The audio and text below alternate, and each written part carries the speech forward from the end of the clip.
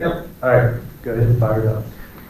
Okay, welcome this evening to this work session of the Montoursville Area School District Board of Directors on this Tuesday, May 24th, 2022. Time is now 7:09 p.m.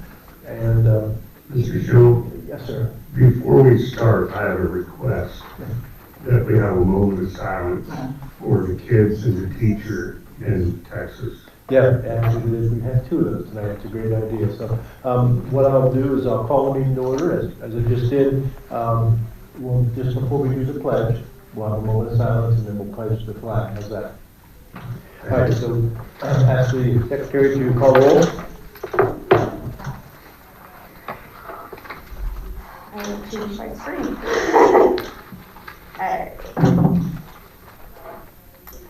Mr. Albert is absent this evening. Mr. Badger? Here.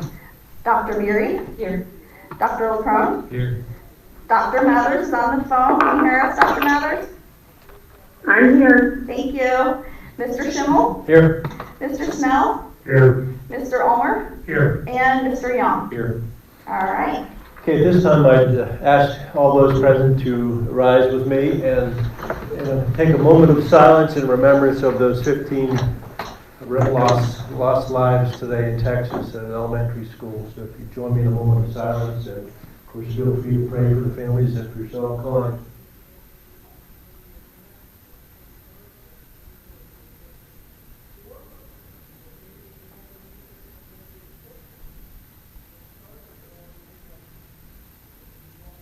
Then if you join me with the pledge to the flag. I Pledge allegiance to the flag of the United States of America and to the republic for which it stands, one nation, under God, indivisible, with liberty and justice for all.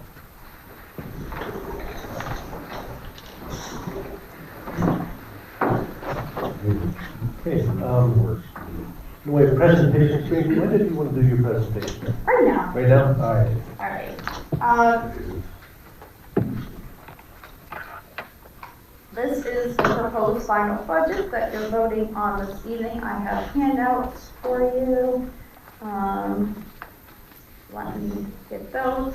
The first thing we'll talk about here is the projections for this year and where we're at. And I want to share with you one of the tools that I've been using to do these projections and how it works, and I have copies here. I just have to find them. Here we go. Okay, so we're looking at right now, if you look in the little box here, we're looking at coming in with a surplus of 610. Now, you'll notice if you look at the ups and downs, they're only up through April, so that's why they look a little funny. But the little box here has some of my estimates added into it because I know that we are going to be making a mortgage payment here coming up June 1st. And I also know that on Monday we received some ESSERS money. So I have factored in some of those into my projections and tried to make the best quality projection that we can have. So that being said, right now, it's looking to come in right around 600,000 for that. And this was just something I wanted to show you because it shows the different, it shows what months we are different from last year, and it's hard to compare it because it does have the ESSERS money coming in this year, and I just wanted to show you this and show you where I'm getting the estimate of being 600 over as I'm presenting that this evening in the budget. So, and then I will hand you out some budgets. I did do completely black and white, but it looks like it's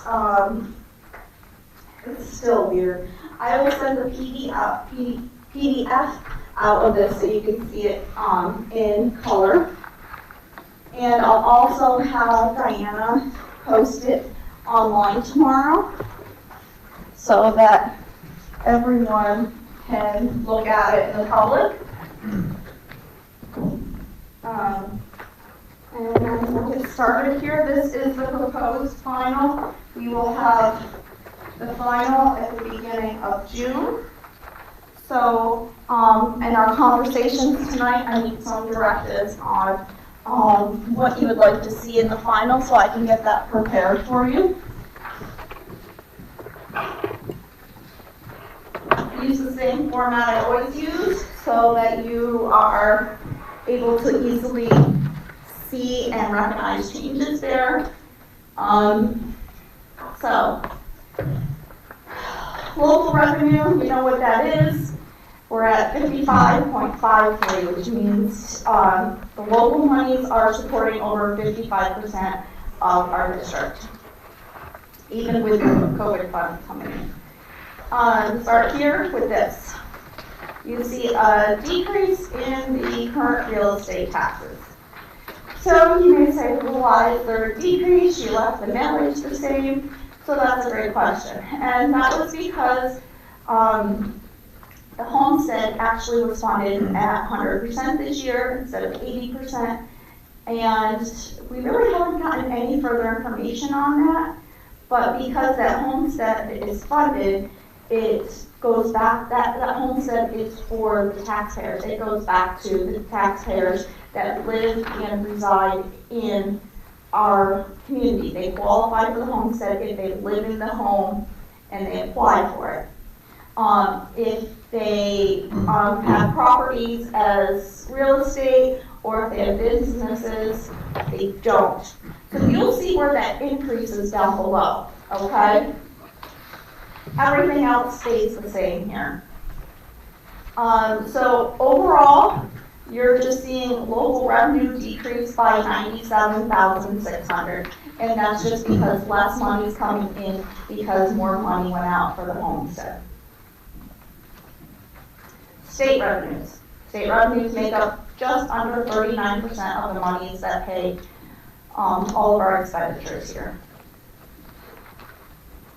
So here we're looking at basic ed subsidy. I still have not put anything in. We do not have any updates from the state as into what we're getting as an increase there. So I do not see putting anything in at that point. If we get some information prior to the final, I will definitely put that in. The FICA went up because the wages went up, and you'll see where the wages went up and the wages went up because the transfer of entity wasn't in the April budget.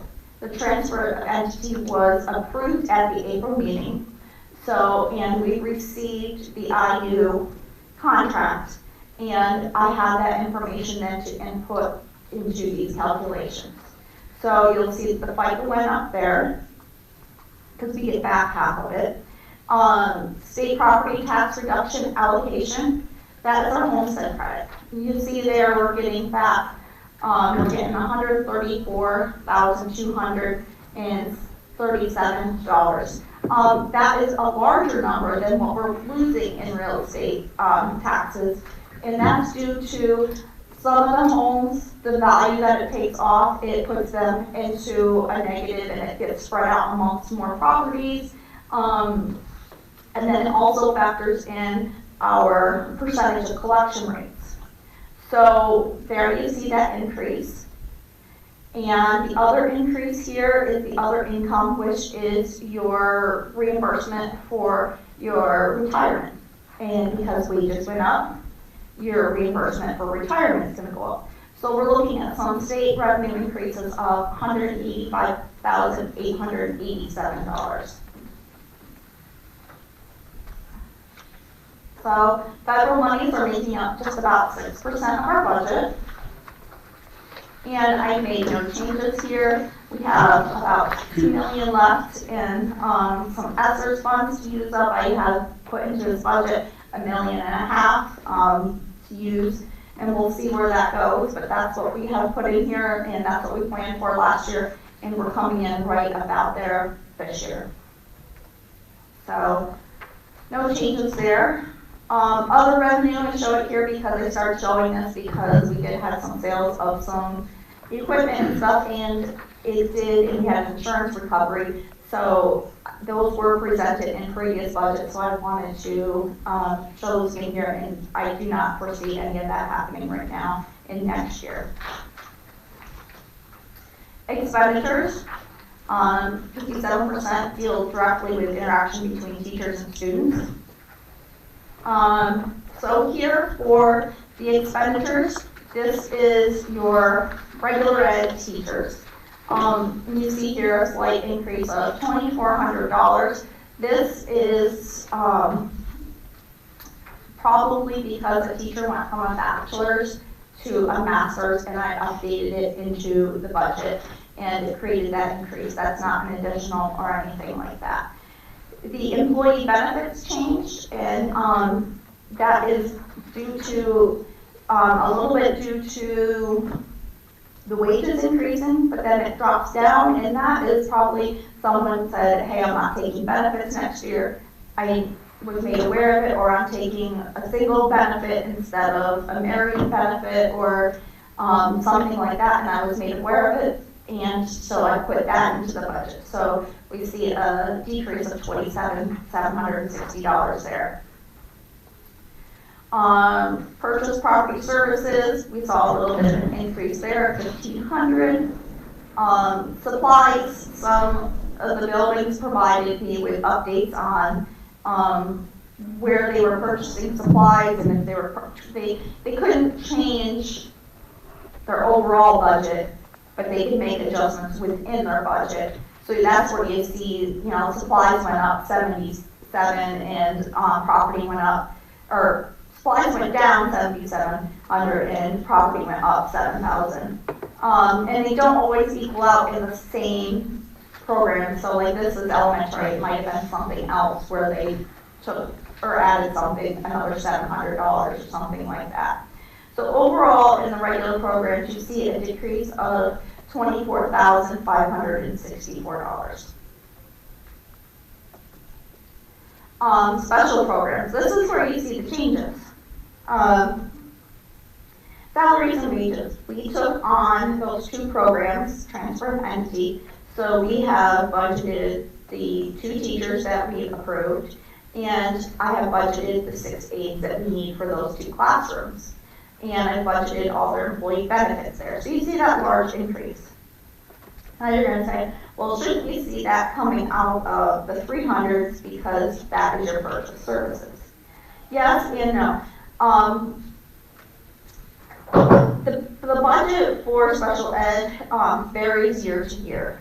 And the services that we receive from IU vary year to year depending on the needs of the students. We had some move-ins that needed that needed special services that we didn't originally have budgeted last year. So you see a little bit of fluctuation there, but we did see overall savings there of $232,128. And the other change there was a decrease in supplies of $250 overall. For special education, an increase of $103,600. No changes in vocational education. No changes in other instructional programs. No changes in the non-hub. Expenditures for support services, these are like guidance and health.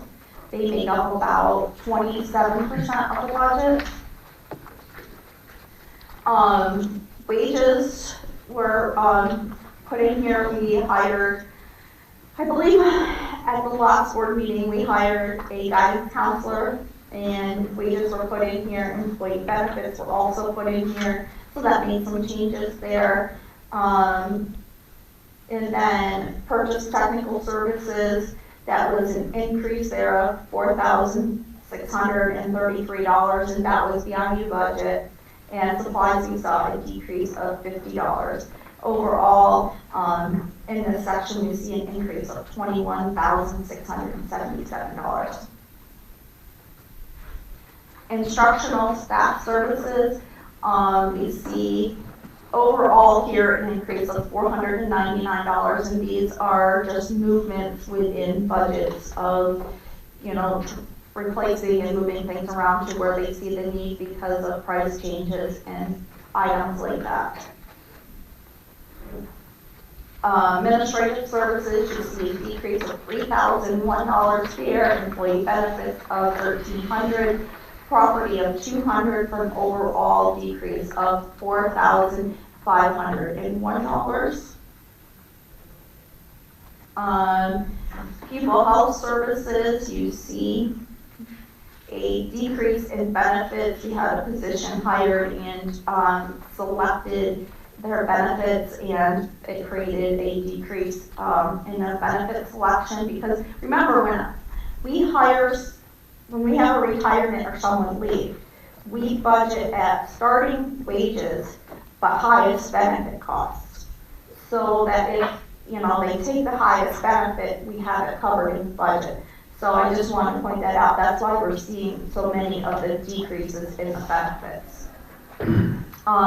Purchase services, that's due to the IU contract. Supplies is negative $400, and that's just a transfer of monies around in the budget, the building budgets.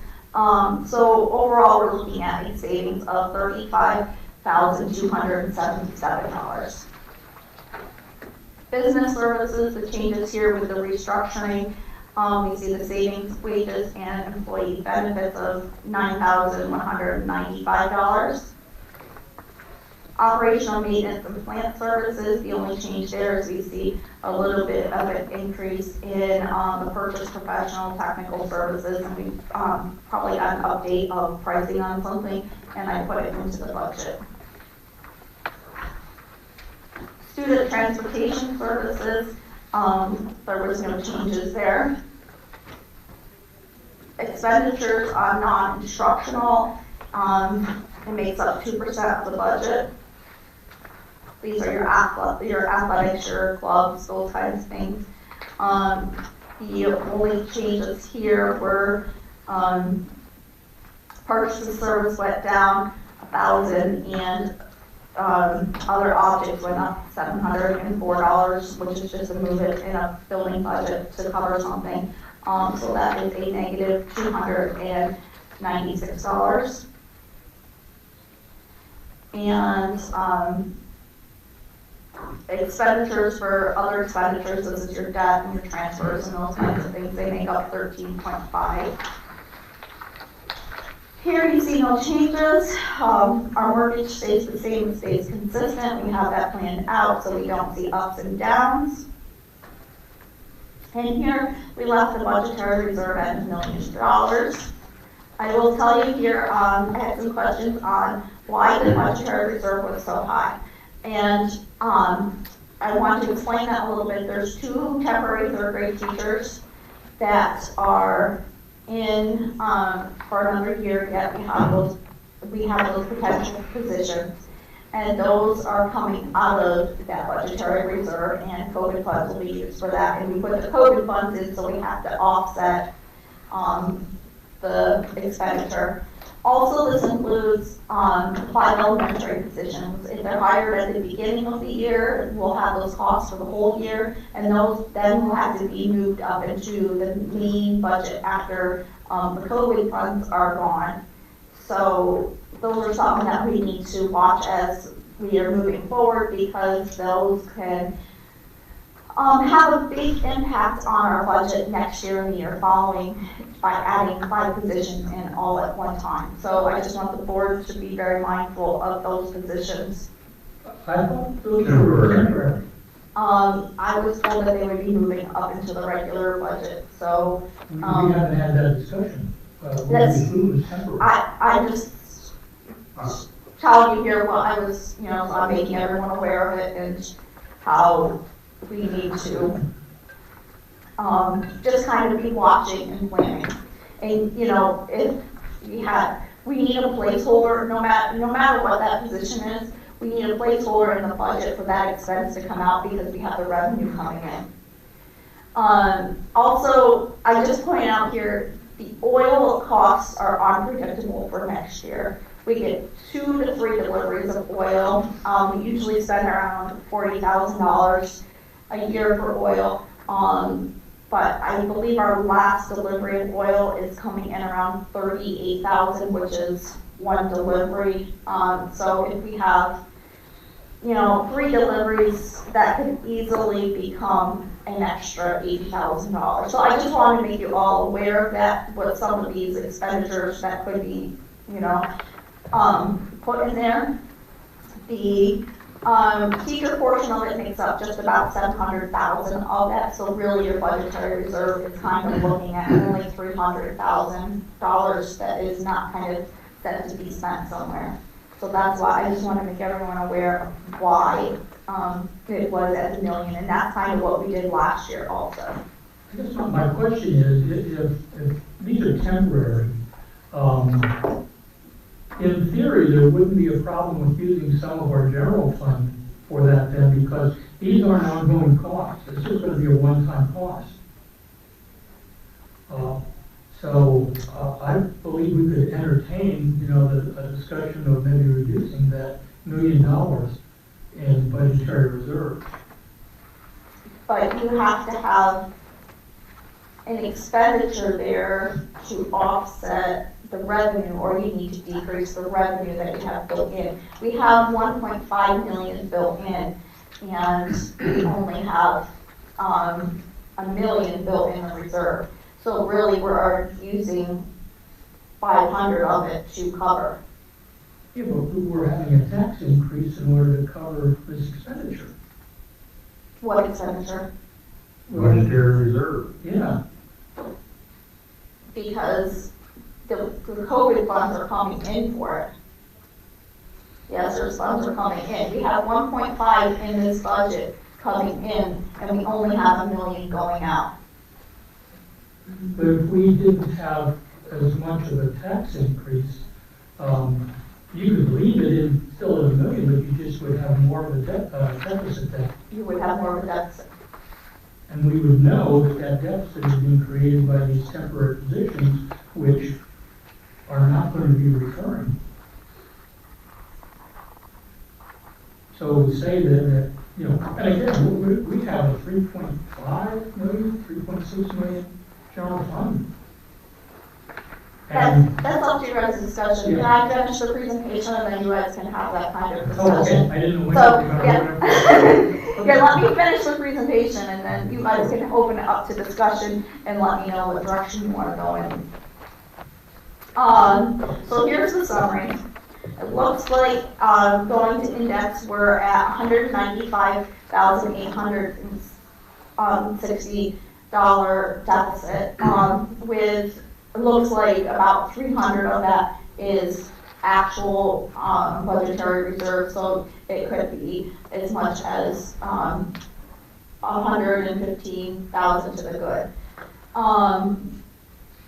So there you see that, and then I did the average property assessment, and I took it out because this is kind of what you guys had always asked me for, and I only took it out to 0.28 mils because the taxpayers, because of the increased homestead, after 2.8 mils, they don't see a tax increase as long as they qualify for the homestead. So you can look at those there also. They're at an annual basis and a monthly basis there. And you all have that on your sheets in front of you, so I'm going to move ahead. Mills summary, I put these in the same numbers, and I just kind of did 9 out. There was no rhyme or reason to why I put these out this way. But this just shows you what it changes in the current real estate taxes at different mills. It shows you the total increase amount, and then it shows you where it puts us in the deficit position as we move through there. So I just wanted to make sure you guys had all this information as you're discussing and working through what you would like done. Fund balance. This is, where we were in June. We did the transfer over to capital, and what the projected excess revenue I have around 600. And what I put there is I would like to see that moved over to capital. We do not have any millage built into, this budget for a project. And we are out in the community discussing projects, and that millage is starting with the 22-23 year, and we don't have anything budgeted there. So that's kind of something that's, you know, we need to be mindful in looking at these. If we do move the excess over, our budgetary, our fund balance would remain the same as it is currently. So that's another reason why I would move that over. So we have that money for a project, because we're going to need to do some stuff. Our timeline is, the next thing we'll do is we'll adopt the final budget. I'll put the advertisement out tomorrow for it's open to public view and we'll approve it June 14th. And that's the end of the slideshow. So, any questions, comments? I thought I had one more slide. I got too much time because I got lots to go. I understand what you're saying about $700,000 looking at securing a spot for this position. But what if we were to reduce the budgetary reserve by $200,000? That would Give us about a balanced budget. Pardon? That would give us about a balanced budget. If you had a tax increase of 2.71 mils.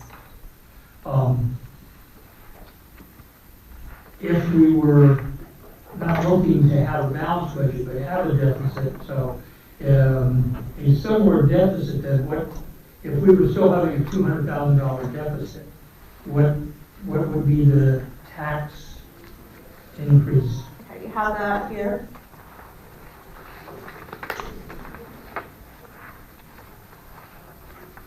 Like 255?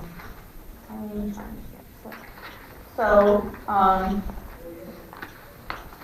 you're looking more at the 0.53 mils. And the 0.53 mils is about $3 a month, and it's $32.56 for the average property assessment. Okay, just trying to, what would the 0.28 mils look like? You're going to have a deficit of $523,889. And that's even if we took the $200,000 away from budgetary reserve. Wouldn't that lessen that? Yes, it would lessen that. It would drop, let's say, 200,000. About 200,000. So that would mean a $323,000 deficit. Correct. And I guess You're playing very dangerously with that oil bill. I'm just like, that's my big fear this time. I understand that, but when in 2020-21, a year ago, we had $1.029 million surplus, which was wonderful. We moved that into capital reserve, and it puts us in a better position when we're looking, at doing some sort of project here in the future. We're now hearing tonight that we have a potential surplus of $600,000 in our current year, which again, it would be nice to put that over in the capital reserve too. And that's due to supplanting, the 600 is due to supplanting some of the ESSERS funds, because we've received about 1.4 million in ESSERS funds that have been supplanted. So that's where those revenues are coming from. But I think what I'm really looking at is going back to our anticipated general fund balance.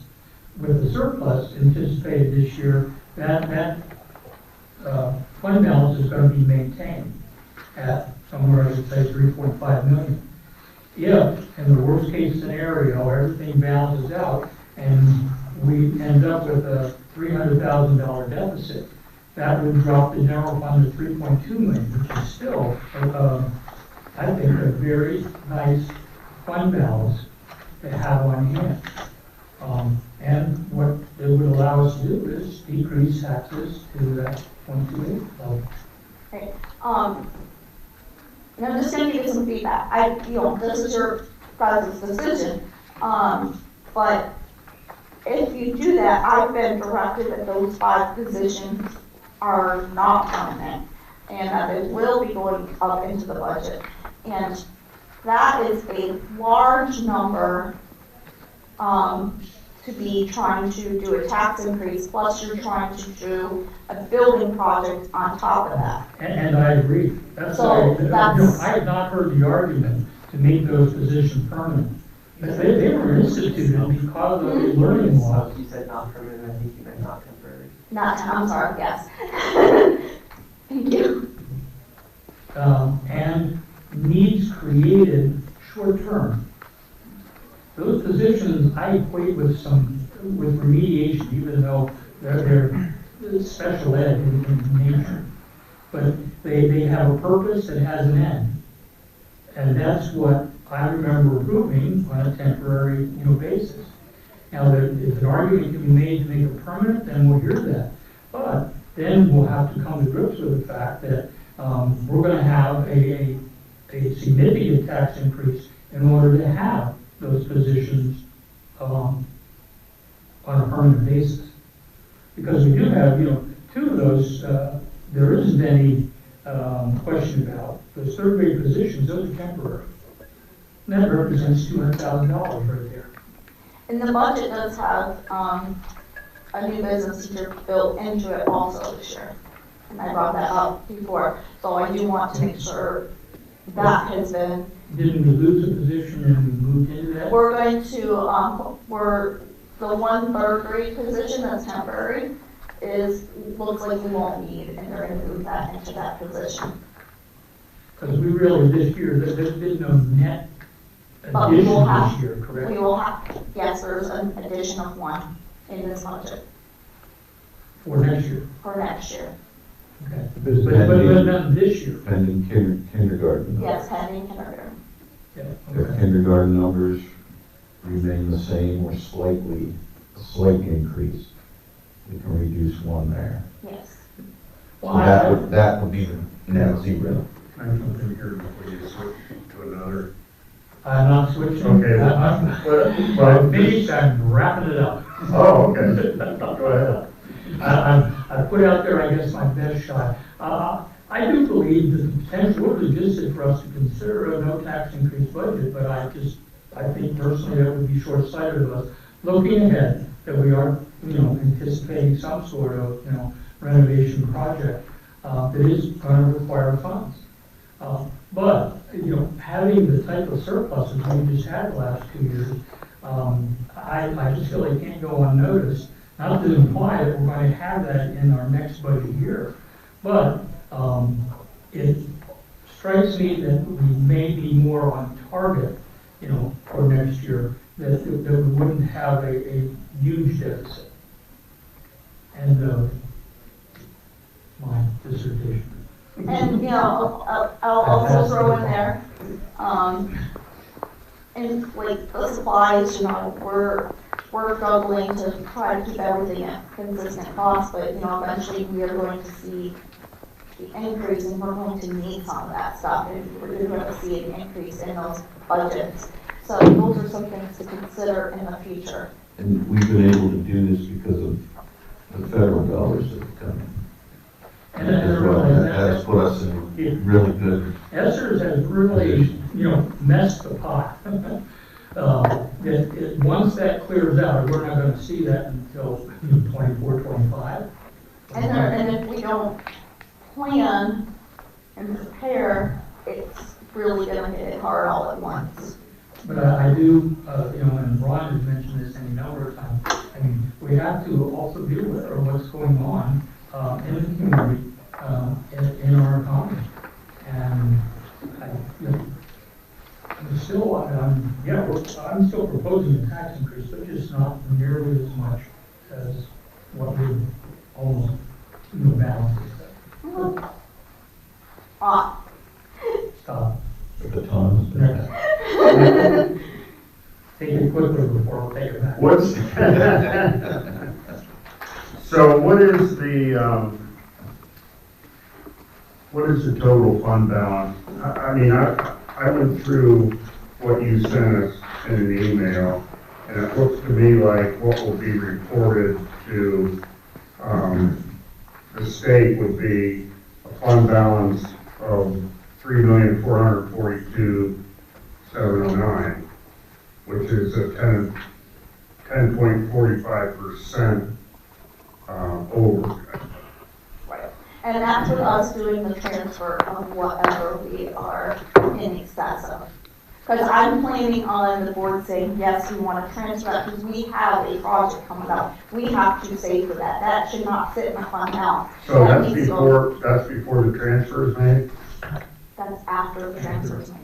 This right here, that's on the screen, is before the transfer is made. So your total would be $3,988,119. And you have to take out the, committed. So that's where you get that number. I planned that email, the document that I emailed, I planned that with the board saying anything we have in excess, we are moving over to capital. Okay, what is the, without any tax increase, what's the deficit? With no tax increase? With no tax increase, what's the deficit? Oh, come on. 700,000, Okay, well, no, it changed. That's what it was before, 770. Point 7 is about 560,000 plus the 182 that's already there. Yeah, it just changed just a little bit, and I don't have that here. I didn't do a zero.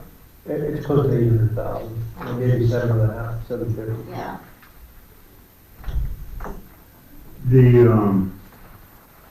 I'm with Dale 100% on the terms of the 5 elementary positions for you to be told to count on it going next year. That's wrong. That's a board decision, not. But the oil costs, the question I have with the oil costs is when it's contracted, does that go with the price? The price is. Fluctuates. It's, CoStar's pricing. We get state pricing on it, Right. and it fluctuates. So it changes during the year? Yes. Okay. We don't have, it's not like our electric and our, gas that we have. When COVID Also, first it's not started. locked in. Yeah, when COVID first started, I locked the, well, it was a little bit into COVID, I locked our electric and our, gas in. So we're locked in at really good rates on those for a little over another year. So we will benefit from that in this budget, but the following budget is when it may, yes. Yeah, And it that's could, and it could understandable. double, Right. so. And you might not have the answer to this question right now, but due to the way the economy's going and the fuel prices skyrocketing, did we fill up in anticipation of prices going even higher? Did we fill up the tank? I think Joe filled it because it needed, we only filled it when we filled it. Yeah, these are different times now, that's what I'm getting at. I mean, Well, I think he filled it because he filled it like late March. okay. So, it's at almost a tank right now, if that's what you're asking. You're suggesting we top it off before it goes. And that's, that is what I'm suggesting. I mean, it's, we're back to the gambling thing, but it is a gamble. It is, because you don't know. But the chances are of it going down before we start the next school The year, next winter. it's pretty slim. Yeah, it's almost a full tank right now. Okay. Where that other question?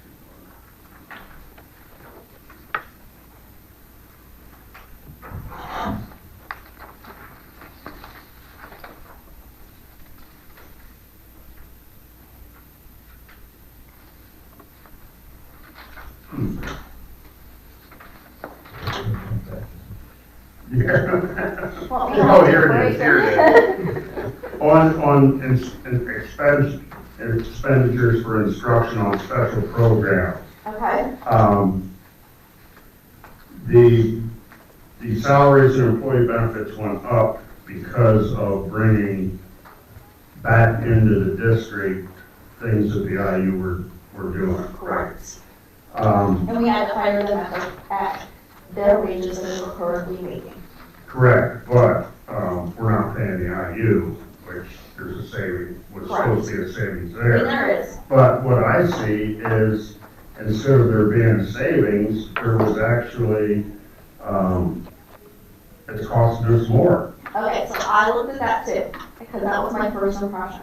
And then, Mr. Hanner went through it and pointed out the kids that were move-ins this year that were in last year's budget. And, kids that are moving placements, sometimes more expensive, sometimes cheaper. There's a lot of movement in the IU contract. And kids move placements, you know, some of them move weekly for a while, it seems like.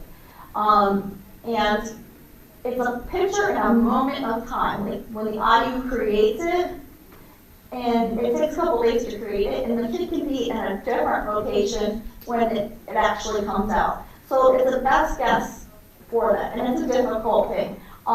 But when you look at taking them out,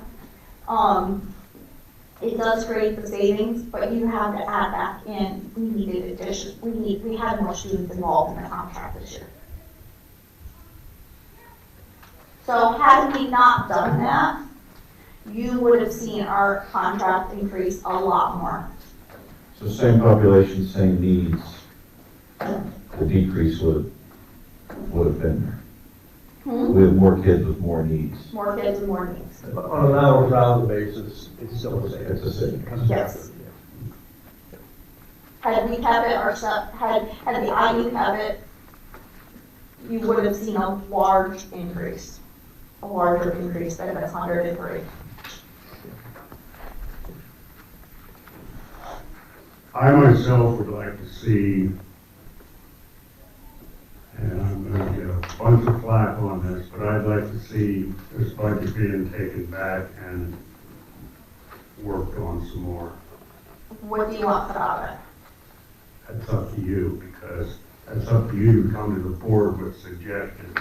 I told you it's, positions.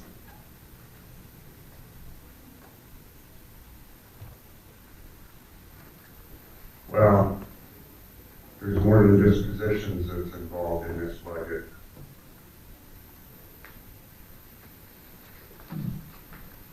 I'm just giving you my, that's the way I feel. And you know, you can say what you want, all you want, and it's not gonna change my position. I think that it needs to be worked on more and trimmed. Look, wait, let me finish. People were struggling before this pandemic hit. People were struggling before this inflation went out of control. And with tax increases, do you think that's gonna help them so they don't struggle more?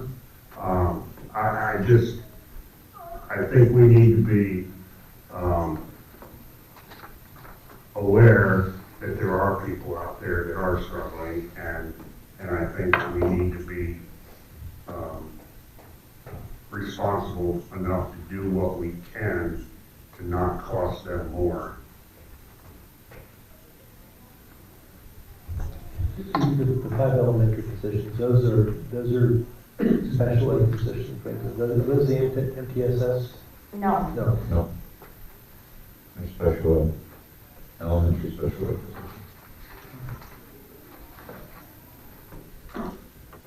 Part of that was for support in classrooms with learning loss and the substitute issue. I know initially we were hoping that ESSERS would help us over this window of time, and those could go away over time after, and we use the ESSERS as it's intended to be to help with those losses. Right, and that's where it's built in. The ESSER funds are built in at 1.5, and the expenditures are built into the budgetary reserve that's at $1 million.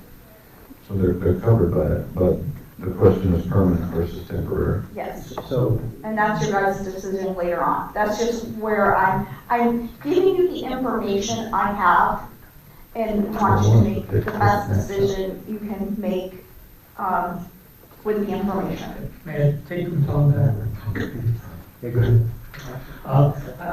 Using some of the information that I'm getting here tonight, what I'm struggling with is, I'm looking at, we're projecting revenues for this year at 33.4 million. Okay? In next year's budget, we're projecting revenues at 32.7 million. So we're projecting less revenue next year than we're actually receiving this year. And we projected, in next year, a expenditure of 32.9 million. So I guess what I'm having trouble meshing together here is the fact we're losing revenue. So, okay, so that debt that we paid off early, we received those monies early then for PlanCon, which was over $700,000. So we are losing over $600,000 in revenue next year, just because we will not be receiving that PlanCon money. Okay, thank you. So that answers part of that question.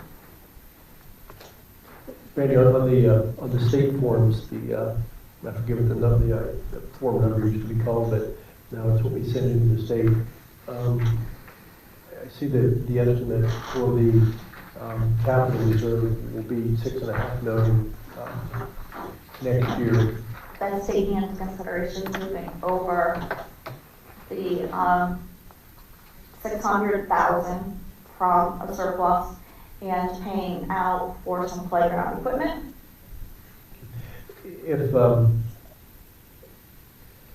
we assume that maybe if we were willing to roll the dice that, okay, maybe only 3 of the elementary positions need to be permanent, and maybe 2 could through attrition, maybe people could be here, but others would, something like that. Are those positions worth about $100,000 each? Yes, or estimated around 100, depending, and that's budgeted at the highest, Okay. I guess I'd like to see what a budget would look like with, say, 3/10 of a mil. Okay, so 3/10 of a mil. Yeah, what shuffling exactly would have to happen, and what would the deficit look like? Right. So at 3/10, you're looking at like 0.28 or or 0.36, so you'd be right in the middle there. So you're looking at about $500,000 deficit. But if you, I'm going to try to get the difference between the line, trying to remember there's one-time use funds versus our continuing budget, so I don't want to mix those two. There's not a lot of one-time funds or one-time expenditures in our budget. There's not technology in it that's, Well, I'm thinking revenue. What I'm thinking is that if you assume that in 3 to 4 years we didn't need 5, we only needed 3, then you could use 200,000 on a year-to-year basis as sort of a one-time expense each year, because eventually that'll drop out. That's kind of how I'm trying to process it. You know what I'm saying? If we said let's pretend, let's pretend that's a little that 3 we have to keep 3 because of the needs, but 2 probably can go away.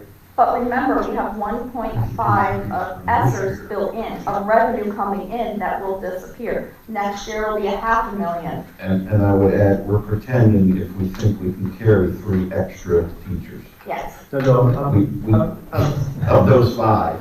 Like, We can't just have 3 no, I'm saying try to fund them full with salary, full benefit teachers floating around. fund them with general fund, like we should.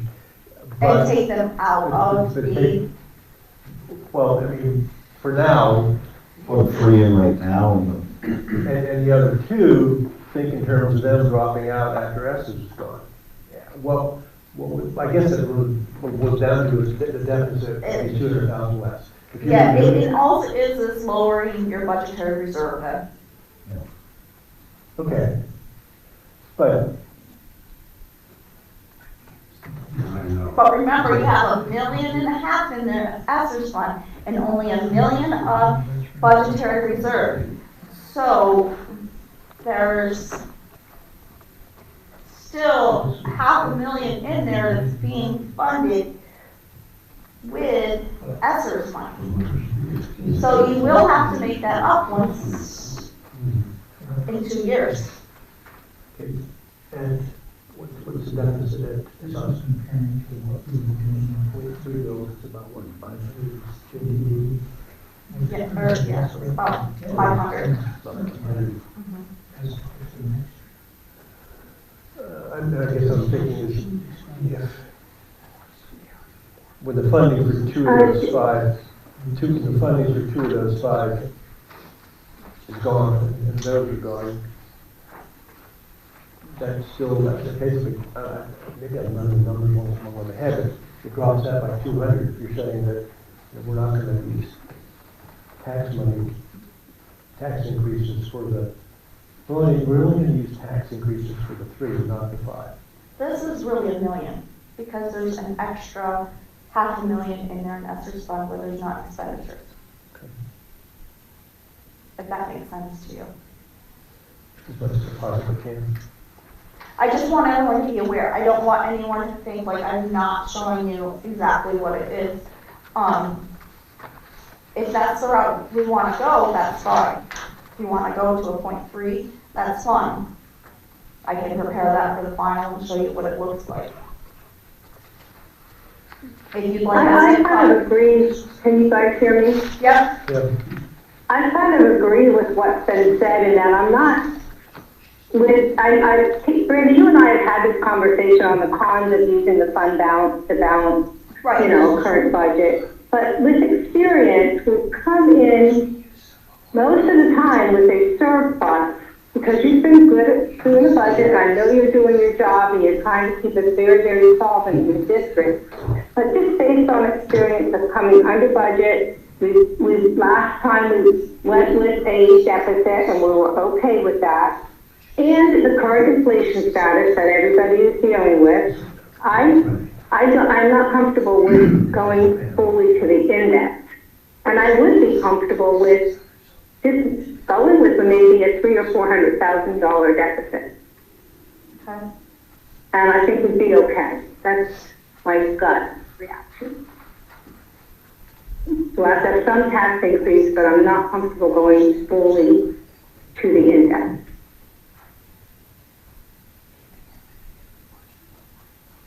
What would be the assumption? Let's say we wanted to, let's say we can live with a $400,000 deficit. Because last year our deficit started out what? We budgeted that what?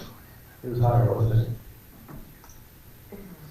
It was 7, wasn't it? It was 7. No, I think it was 2 something. I don't, Our final deficit? In our final budget? I can look. I have to go out of this though. After, I think it was 200 and something. Yeah, I think it was like 216 maybe. Yeah. So, I have to go back into just regular network, right, to get The blue button at the top is what you're looking for. this one.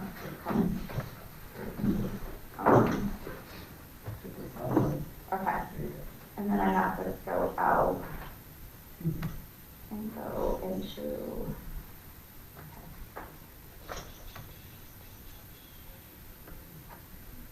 regular.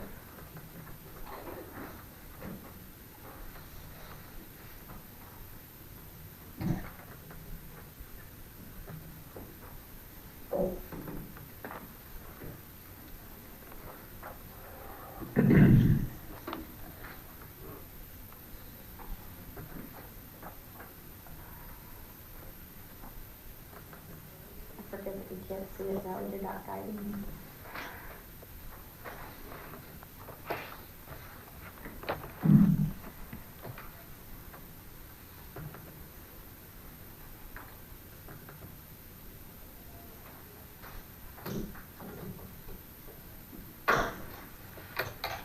building.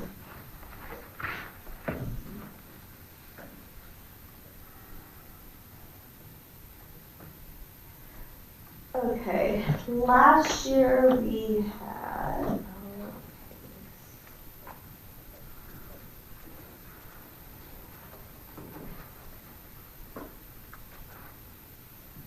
that was actually,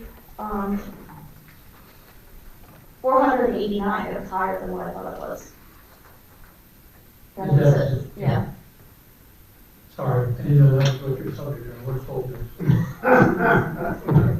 I'm off my own rule.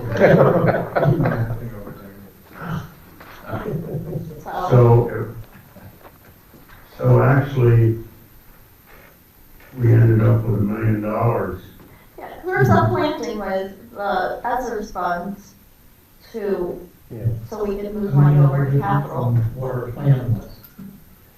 But it was a good time. So, but when you're trying to fine tune a budget and get down as close as you can to balance, you know, if you look at last year, this year, you know, can we make some application in the next year?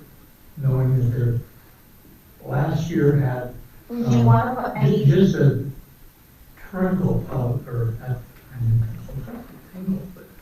that's the right word. Just a trickle.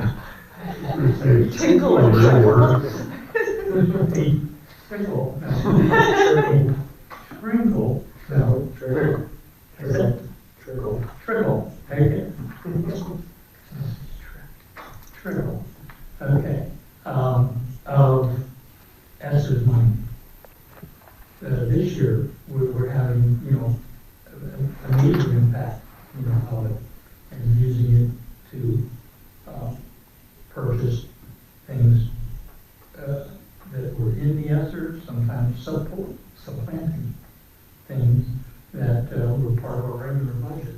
But it still translated out to a very nice surplus, and $1 million, as Ron just said, over what we were anticipating. So again, we look at next year, which we're saying we're going to get the same kind of funding from, or we're anticipating funding from others, similar to what we received this year. We're accounting for the, you know, looking at the expenditures, one but place. before we didn't have those 5 teachers in Yeah. that's that sticker. That's why I just want you to remember that. Those 5 teachers weren't planned in last year, and they're not working right now, but they're coming into the next budget. That's $500,000 right there that you can plan that it won't be supplanted. And a business teacher. So we have a business teacher too. Yes. Which we know we want that. So, and that'll have to be added in after these. And this next round of money is more restricted, correct? Yes. So we don't have the freedom that we had with that first batch to do the level of supplanting that took place. Is my understanding of that next round. It'll take more creative supplanting. There's curriculum purchases coming that Yeah. aren't going to hit this budget. So the recurring, even if we cover those recurring expenses now, the paper's got to be paid in 3 to 4 years. We need 2 to 3 years. 2 to 3 years. So we need, so either So those, just plan for it. so those 5 positions, could we delay start paying for them for another year? We're not going to find 5. No, I mean delay paying for it. Use the way to ESSERs, but don't start, put them in gradually into the general fund. Put 2 per year or something like that. There's a way to massage it like I that. believe I was told there's 700,000 that can be used for wages and benefits. So that would be kind of used up with this. So I could move 2 of them into the budget, and then you're just moving numbers. You're not really, But if you have 2 in general fund now, and then I move that to 800, but they're offsetting each other. The total expenditures are still gonna be the same. And if you're doing that, you're committing to making them permanent. Right, that's the other thing. That's another reason why they're sitting there. My guess is we're probably gonna need, X number of them. Is it gonna be 5? I don't know. And that's the debate that's gotta be held. We need to have 5 special ed elementary retirements And there's a budget then that's gonna deal with that. until we The have budget this. we're talking about this next year isn't. You're just talking about, gee, should we hedge a little bit against that? And that can be part of the conversation here, but, we haven't sorted out how many we actually need. We're just using this. Or how many we're gonna find. There's money. We may only find 1 or 2. Yeah. Oh, let's do that. There's money out there, and if you could create uses for that money, you could get it, and that's what we did. And this fits one of the required uses of that money. Yes. But when that money's gone, are we still floating the money for that bill for 5, I hate to use the word, extra teachers? And that will be a Because when we're right decision in the future. When we're outside of COVID, or things maybe stabilize in 3 years with subs, I doubt it, but another gamble. Do you need to still hold 5 positions that are not assigned to kids? That don't have a class load, that don't have, we've never in this district been able to support extras in positions in classrooms.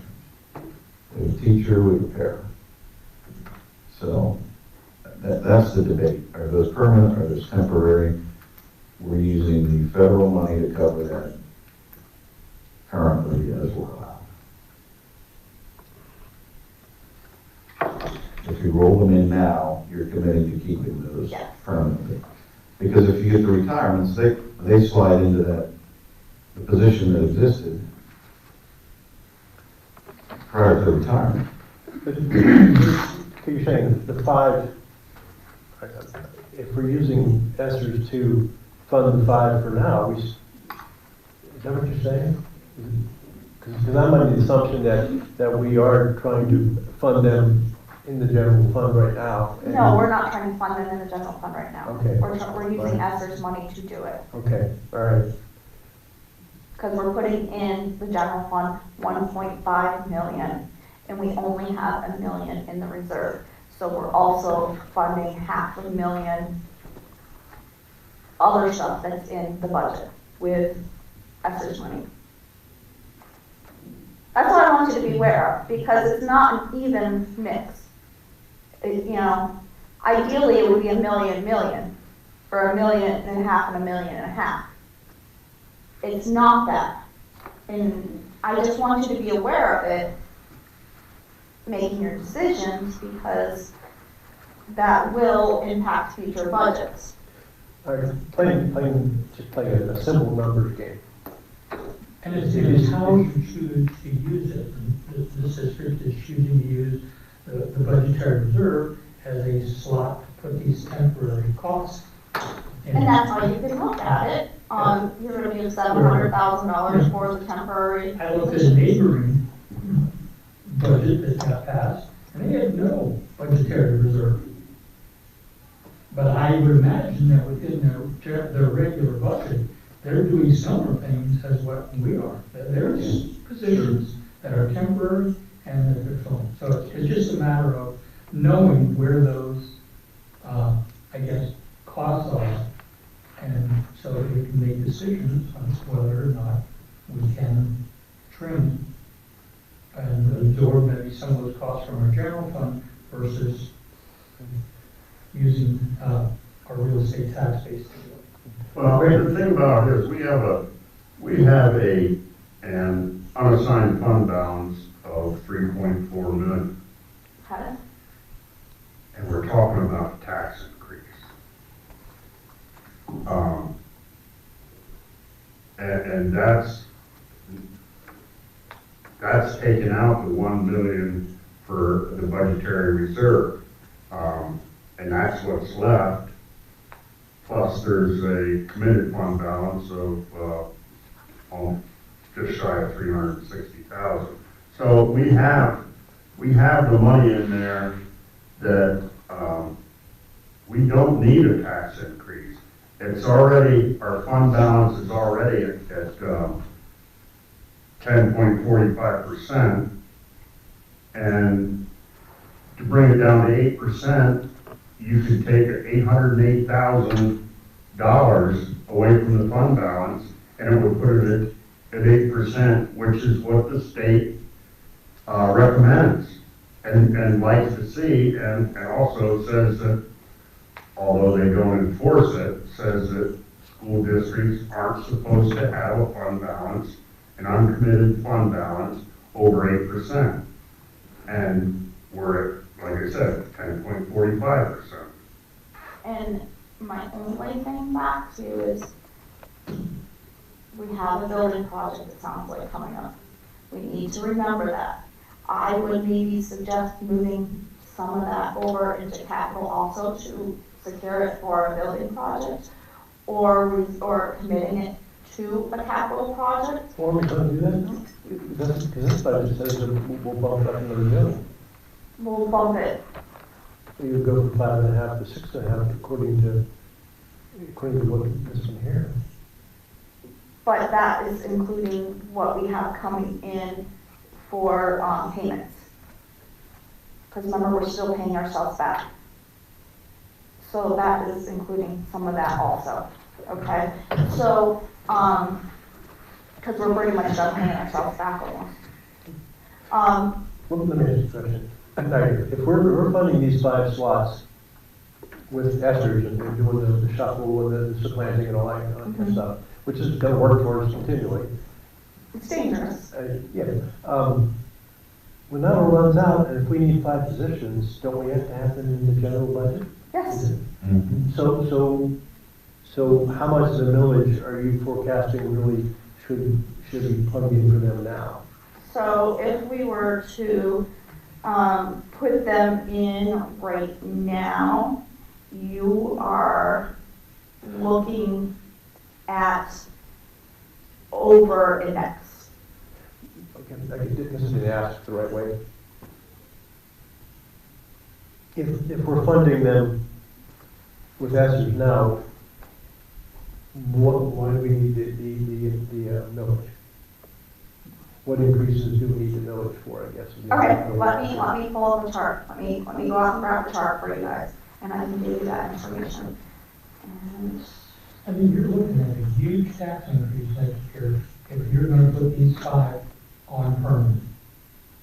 Well, probably the year after, Dale. Not to mention anything done in the elementary It all school. depends on how quickly you wanna do it. And that's what I just want to keep reminding you guys about that and what, we need to do, because our debt is already, let me just tell you where our debt is at of our budget. Our debt's over 14% of our budget. So, or 13%. So it's, we're gonna add more onto that. How much more do we want off of that? So where are major increases hitting?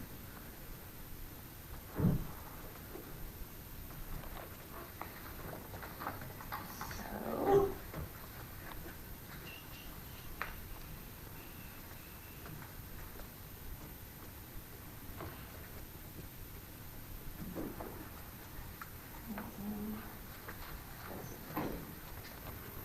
it's on, here we go. I can minimize it.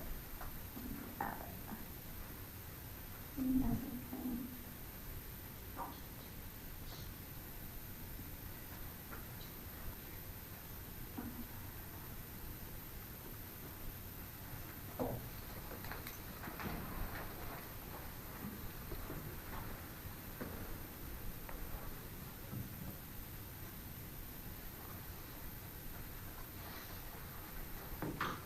This is not correct. This is last year's budget, that's why these numbers aren't correct, because I knew I had a seat spot somewhere in the way. Let me go into this year's spreadsheet.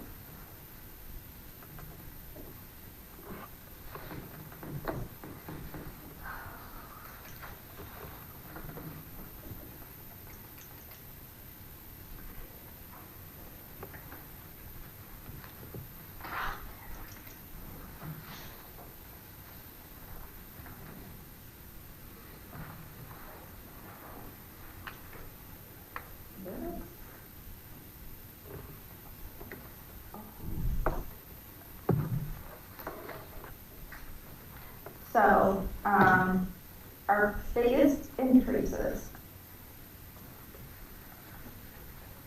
is, almost 600,000 in wages and benefits. We saw a decrease in purchase services of around 200.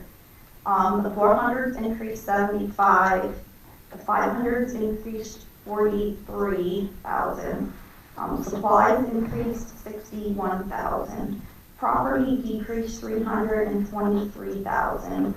And other use of other funds, which is your debt payment, decreased 173,000. That was because we had that spike in our debt payment, and then we came down and leveled off. That's why we have that. Overall, our budget increase is less than 1% for the year. It's not a huge budget increase. If that's the case, why are we raising taxes 4.4%? Because last year, we had a deficit of almost 500. And this year, with adding in the 320 on top of that, you're now at a deficit over 800. But we didn't end up with a deficit last year. We ended up. Because we're supplanting. And you can only supplant for so long. That's what I'm trying to get through, is we're gonna have to make up all this millage after we're done supplanting. And it is not gonna be pretty. I don't understand that. If we're supplanting, it means it's there, and it's gonna come back in. So what Now, you're looking, now, at supplies and things like that. Personnel, if we're adding positions, then we're not gonna supplant, we're creating new positions. Correct. What we've done right now is just temporary, using this temporary money. But we're supplanting current positions. There were current positions that were supplanted this year. What we're doing, I have to go get the list, but, because remember, we had 1.5 revenue coming in and only an expenditure of 1 million. So you have that $500 difference, $500,000 difference there. but I thought we, basically, you lose someone, and that's where we created, that's how we got the position. Other than I But think we're the supplanting, business instructor, I we're, don't know if that was a completely new, or if there was an existing position that was eliminated through attrition. it was the librarian was eliminated, a few years ago, because we needed an elementary position. And now, we're moving that back. And I had the perception that everything that we've been You can doing, continue doing this, but I just want to warn you, because if you need to come in someplace in the middle to be able to maintain this after the ESSER's money's out. Otherwise, we are going to be back in the same position we were in 2016. And I don't have a problem committing some of our fund balance to the capital projects, because that's something that, everyone's talking about. We're gonna have those expenditures, we're gonna need that money. But the budget is reoccurring every year, and we have to maintain that. And those are my fears. I don't want to get back to where we were in 2016.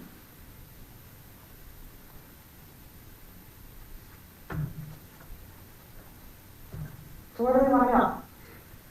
So from a taxpayer perspective, we have a fund balance, but we have a deficit of over $800,000. Why wouldn't we pay down that $800,000 and then go from there and raise the tax, whatever millage that we see fit, knowing that that is no longer we owe any of that?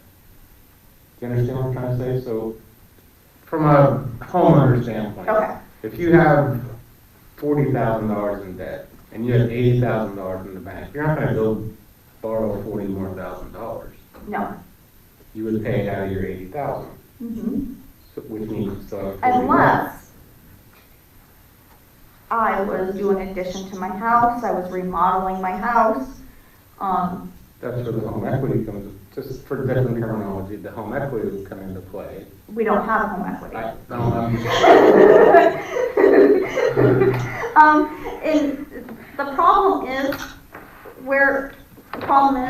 is these are reoccurring I expenditures. understand that. So when the ESSER's money's gone, we're gonna have to come up with it somewhere. We're also carrying $3.4 million and we have an $800,000 debt we have to pay. Okay? Why wouldn't we pay that $3.4 million?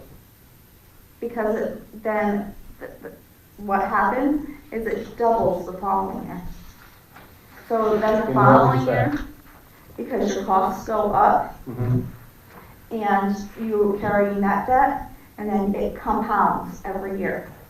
So then it goes up. You only want to use that 3.4 for one-time expenditures, because those expenditures keep reoccurring. Does that make sense? Yes. It was hard getting my head around that, Yeah. because you had that slush, you had that money in your checking account, but you couldn't spend it, because if you spent it, it was gone, and you You had had to make up for it next year. Yeah, Mhm. Because it's still debt. Yeah. But what you could do is use Some of it, some of it and have a minimal tax increase. and that's So if kind you're at of, 800,000, maybe you raise the tax to cover 400,000 of that. And I think maybe that's what you were So I'm trying to suggesting. get a point of that. So I think It's a that, better look, per se, Right. when you're paying off some debt and raising taxes in a smaller amount. the point, that's why I give you the different options, so you can see where you would end up and where you want to be. was it .44 that put you around 400,000? 397. If you did .44 and then paid the rest out of the. Yeah, my analogy was, okay, we have 800,000, but if we can. Right, take I know where you're going with it, that's why I was trying To to, offset Yeah. the millage. but then that gas bill's still gonna be there next year. Well, and the next year and the following. You know, that's the kind of thing, the reoccurring expenditures you're paying off with it. And the .44 though is $20.89 a year, which is $2. I mean, No, wait a second, so is your house worth It's $129,000? off of the assessment. I know What's what your it is. assessment? I know what it is. right, my house is assessed pretty nice. I mean, there's a lot of No, people that have houses. it's market value, then, no. But I mean, if average we're in our thinking of the district. needy, I mean, That's if the average. I know it is, I know, but you gotta realize, there's people that have houses that are only assessed at $50,000 because they don't have the money to have a big house. So that's what brings the average for our district down. The number of people that have $129,000 assessment, you're gonna find out it's low. but You see what I'm saying? I get, no, so keep saying. The people that have, okay, first of all, you have trailer courts. Trailer courts bring the average assessment down because of what the trailers are assessed at. The property's assessed at one thing by the trailer court owner. The trailers themselves are assessed also. And that, the owner of the trailer pays that assessment, correct, Randy? Right, and our median is 120 some, yeah, Oh, for the district? yes, According to this, it's 129. that's the average. Yeah. Oh, So okay. there's different the- ways of okay. calculating it. Oh, yeah, I So know. that's the highest one. Right, So, see what I'm saying though, if you got a trailer court that's got, well, what do we got? We got 3 trailer courts in our district. So there might be 150 trailers that are assessed, now, not what they're assessed as far as what the taxes are paid on them. They might only be assessed at $25,000. The trailer might be worth $50,000, or no, it's 80%, right? 80% is no, it's much lower now. is it lower? Oh yeah, I'm gonna pull the assessments right now, and I didn't So you show you. have, that's what brings that average down. That's just one thing that brings the average down. And then you have people that have properties, small properties, maybe a third of an acre with a house on it that's worth 50, 60,000. And the assessment for tax purposes might only be 30,000 or less. But is the general logic that if someone had less financial ability to pay, they would own a home that was less than the median? I mean, so me doing the math of saying like someone below the mean property value would be paying $1. For the majority of the homes in this district, I'm saying this number is actually higher because of what brings this number down. You know see what I'm saying? Meaning, So, okay, I'm giving you the actual numbers here, because I have the data right here in the spreadsheet. Is that the crunch out of the bell curve? No, because it's actual data. So, we have 2,192 properties that are under the average assessment. And we have, and this is for that qualify for homestead. And we have a total of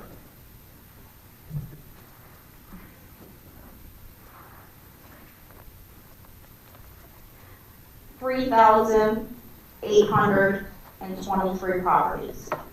So a little over all of our properties that qualify for homestead are assessed below the average assessment. meaning at 0.44 mils, the increase would be $2 a month. For more than half of our taxpayers that qualify for homestead. Meaning more than half of our taxpayers can't afford tax increases all the time, even though you're saying it's only $2 a month. That's $2 this month, or this year, $2 next year, $2 following year, $2 following year. Those people that are under that median are the people that can least afford tax increases. Okay, But they also have a lower tax increase too, though. Oh, I understand that. But what I'm saying is they're the people that can least afford to have the tax increases too. I mean, this year, you'd be surprised how many people are gonna be struggling to heat their home and to put gas in their car to go to work, to make money to no, pay the that makes tax. sense, yeah. Oh, yeah.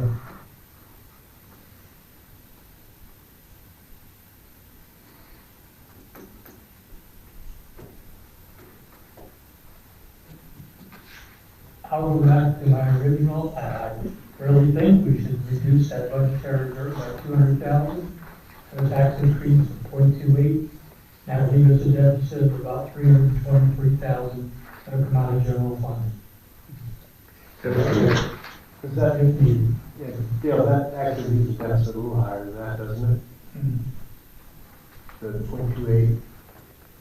I can And run, 0.28, the deficit without reducing the budgetary reserve, the deficit would be 523,000.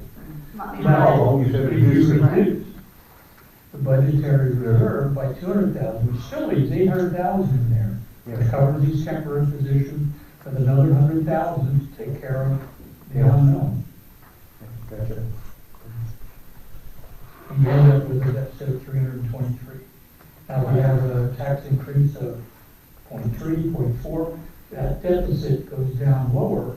But again, the deficit that we're creating is going to use what is for us, I think, in excess of general fund.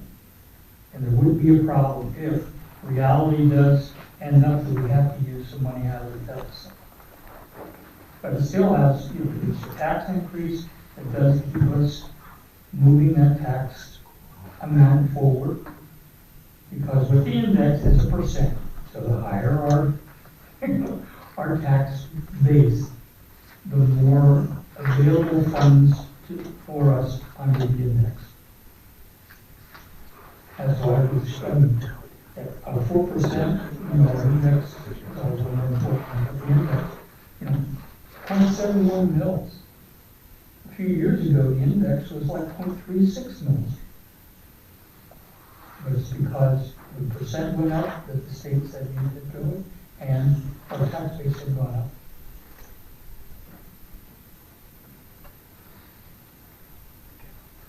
That's my story. I'm sticking to it. I'm So Dave, how do we afford a new direction?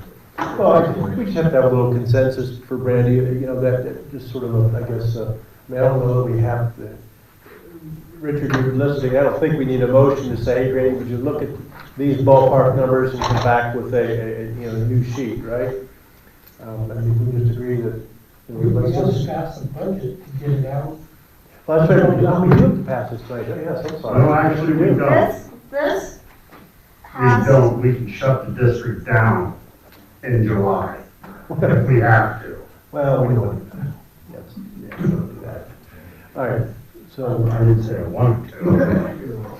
So we I'm have to do just saying, something so that. this, Community has propose, to we have direct to days. approve this, they'll review it, and then, what I'm asking is you give me what you Okay. want, and, do you want us to cut supplies by a certain percentage? Do you want us to cut positions? Do you want us, what do you want us to do to get the Well, deficit I down? Or do you want to carry the deficit Yeah.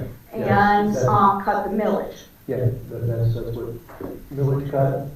And what do you want the millage cut to? Because Because you're gonna carry the deficit. They'll say 2.83, whatever, around it, whatever, but, cut the, budgetary reserve, and then what's the resulting deficit? So two numbers change, millage, budgetary reserve, voila. Okay, so tell me how you want them presented Well, to. let's, 0.3 and 300, how's that? Okay, let me give you what that's going to give you. So you want 300 cut out of the budgetary reserve, so you have no budgetary reserve. No. I said 200. Okay, Well, So Those we're are two, you dropped it from a million to, say, he said 800, okay. okay. So you want 0.3 mil increase. And 2 million out of it.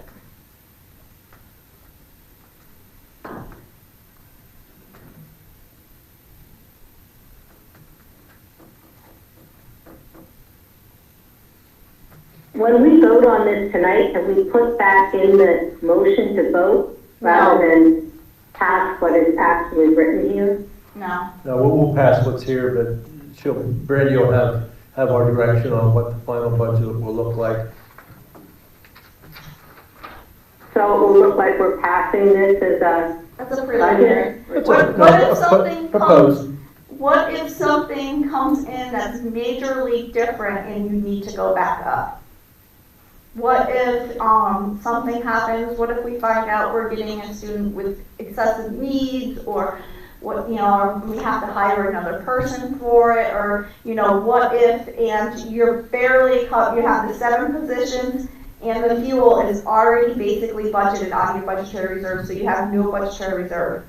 So those are some things, if you're looking to a bigger expense that comes into light prior to the budget passing, you want to have that room. This is just saying you can't go above it. No, Brandy, the final budget is in June, The final budget will be passed in June. and it doesn't have to be this here. No, it won't be this year, because it'll be what you direct me to put it at. Yeah. And so if you put at 0.3 mils and take 200 out of the reserve, you have a deficit of $307,859.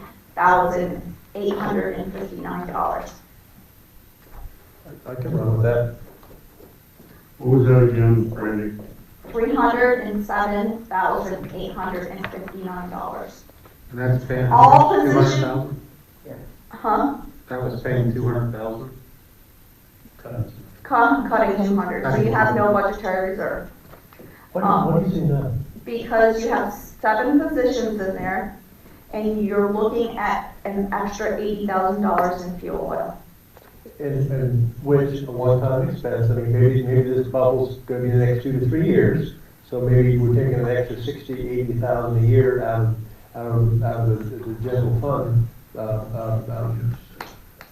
Yeah, come on, what's the word? The fund balance. Thank you. I had to think of it too. Okay, so we're taking it out of that maybe for the next 3 years, but that's a over $3 million chunk, so if we're taking an extra 40, 50,000 a year over 3 years. Plus this 300, Okay, yeah, and next year will be 600, you have to add a building project millage in on that. but we're counting on also, just like it did this year, we're counting on some kind of, we're counting the final numbers to be to the plus, so that we're not gonna run a deficit the year through, we're gonna have a surplus coming in. In this budget here, Yeah, in the budget that I just presented. yeah, because we had a deficit of $500,000 last year, we came in with a surplus. That doesn't mean, because we were supplanting with And- COVID funds. And we'll be able to continue to use some of that. Okay, It won't be the same. it won't be the same. Well, There's No. because we have to spend money on curriculum in this round. that's true. There are this is much more restrictive on where we have to target this 7% fund. here, 14% here, I some don't of it has know to go after the school, some has to details. summer program, some of it's curriculum, it's all different things that it's broken out to. You know, I kind of like, in my mind, I was thinking 0.4 myself, not 0.3, but you're not too late. What's 0.3 mils, what for tax increases that on the average? I don't have that. $37. What is it? That'd be 37, 0.3 times the 128, it just, you know. Let me kind of look here. No, it's not. What? It's not. What, is that 1.7? It's less than $10. It's less than $1 a month. Between the 0 and. 0.3. 0.3, What's It's this? between 0.28 and. Is 127 the appraised value or assessed value? Assess. assessed, not the appraised. Yes, the assess. More than half, If it's point. 0.36 is 1049, so that makes. Yeah, you had here. It almost what's the difference between the 0 and the The tax 1049? increase for a home is at 129,000 right, because of the impact of the. Homestead. Oh, the Yeah. homestead, yes. Right. Yes. Because 0.28 is 0, so you're. Okay, and we won't have that, that's what I'm getting about. you know, And what was the homestead, 100 and, it was 136,000 increase.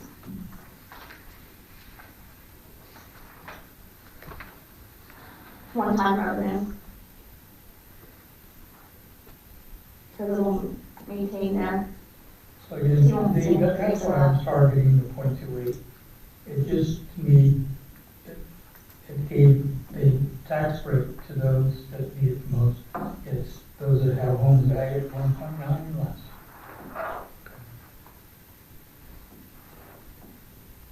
Are you okay with rounding? You okay with rounding to 0.3? Yeah. Okay. Board, do we want Want to ask her to run the numbers on that? 0.3 and then 2. 0.3 and take 200 out of the, And you'll be at 300 some deficit. yeah. And that's what I'll bring back, and, no, you don't need a motion for that. No, it's just, and then if something comes in and I say, whoa, you're really, I'll send it out in an email. And a year from now, if we look back and say, the girl's smarter than we are every day, we'll be apologizing for that. It won't be a year, it'll be 2 years from now. It'll be the impact that it has in after COVID funds are gone. And, that's my biggest fear, especially if we're gonna take on a building project, because we need the funds for the building project. But I mean, when you say we shouldn't use a nickel of general funds for the building project, that's either gonna be capital and borrowing, or just capital, or. But you have to pay that mortgage. But, the general fund. Yeah, out of general fund. well, it depends what kind of project, I guess. Yeah. I guess that's comes down to that, depends on what kind of a project. I mean, if you're doing 00, it's just adding the cost of, what the project is that you're. Ocean Zero is the only one that didn't have, even the HVAC one had borrowing Yeah. and a millage increase with that. Yeah, yeah. Mhm. Yeah. So you're not putting any of that in, and you're looking at being able to not be able to move any money over.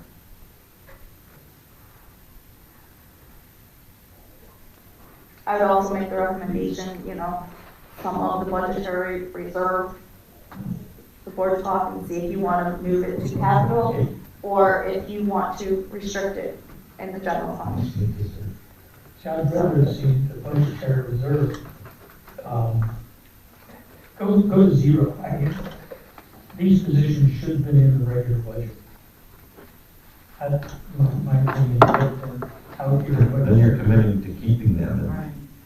No, I wouldn't commit to that, or you're laying them off, Yeah, which is bad business when you're trying to hire in this climate, so. but you're hiring them temporary. And I guess what I'm not seeing is that, you will, that will be your directive when you do the hiring. Because we don't hire, the board hires.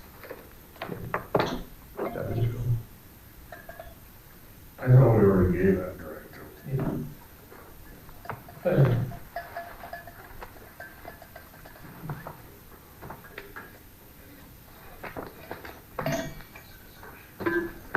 Yeah, and that's a discussion you can have when it gets brought to the board.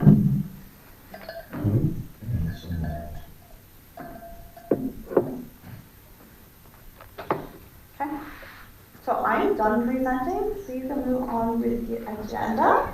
Unless someone has something else, I got my directive, 0.3 and 200, correct? They were supposed to. Correct, yeah. Okay.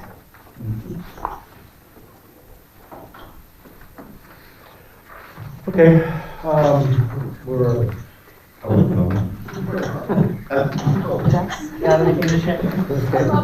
we have public comment, and No, we don't have anyone. so, and the board will recognize that there's none of the public present, that's okay though. Action items, so we move on to, the general items. G1, approval of the April 12th board minutes. Any questions? Okay, hearing none, all in favor say aye. Aye. I, Opposed? Ayes have it. G2, approval of agreement between the district and Blast IU-17 for the shared special ed services, and, well, we have a motion. Move to approve. Second. Any questions? Hearing none, all in favor say aye. Aye. I, Opposed? Ayes have it. Moving on to personnel, P1, we have an approval, a request to approve an adjustment to Joe D'Onofrio's salary. Base salary as a buildings and grounds supervisor is $77,998, effective June 30, 2022. Do we have a motion? Move to approve. Any questions, discussion? Yes. On April 12th, the Act 93 agreement was passed. And I believe, Mr. Schimmel, was it you and Mr. Ulmer that negotiated that agreement? Yes. Okay, I thought it was. In that agreement, like I said, it was passed on April 12th. It gave a $2,000 raise in the year 22, 23, a $2,000 a year raise in 23, 24, $2,100 raise in 24, 25, $2,200 raise in 25, 26, and a $2,300 raise in 26, 27 for a total of $10,600 total. The district also supplies $1,000 annually to the administrators in that Act 93 agreement, and to a tax deferred annuity. In the surrounding school districts, Jersey Shore supervisor of maintenance supervisor makes $71,000 and has 24 workers to supervise. Loyalsock's maintenance supervisor makes $71,251 and has 20 workers to supervise. Williamsport's supervisor has makes $76,890 and has 75 workers to supervise. I want to know when enough is enough. Our superintendent got an assistant. Our business manager got an assistant.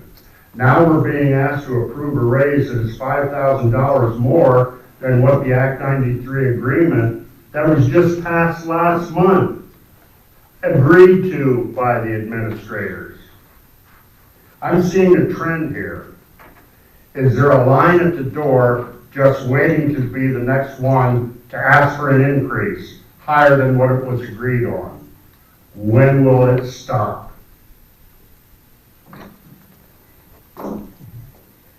Any questions or comments?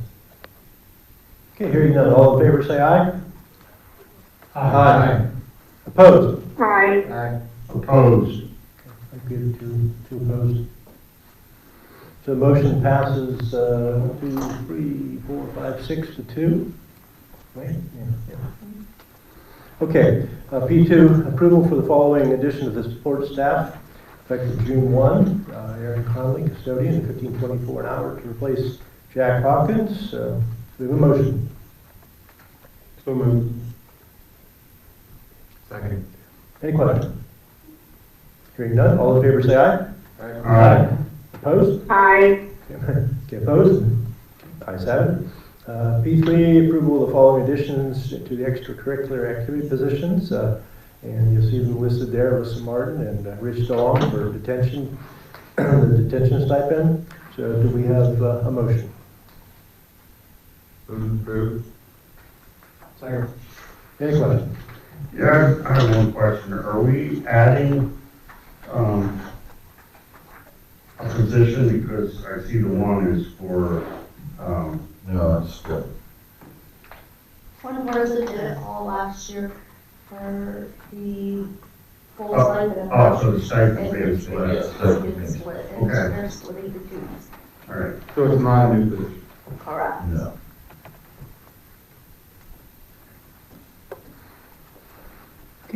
Any other questions? Okay, hearing none, then all in favor say aye. Aye. Aye. Opposed? Anyone die? Ayes have it. Okay, ayes have it. Okay, and the budget and finance, approval of this proposed final general fund budget in the amount of $32,926,889 for the fiscal year 2022-2023, including salary and work schedules as proposed. And do we have a motion? Move to approve. Do we have a second? Second. And we had lots of discussion. Do you want to continue it, folks? Or shall we vote? Okay. Hearing no discussion. All in favor say aye.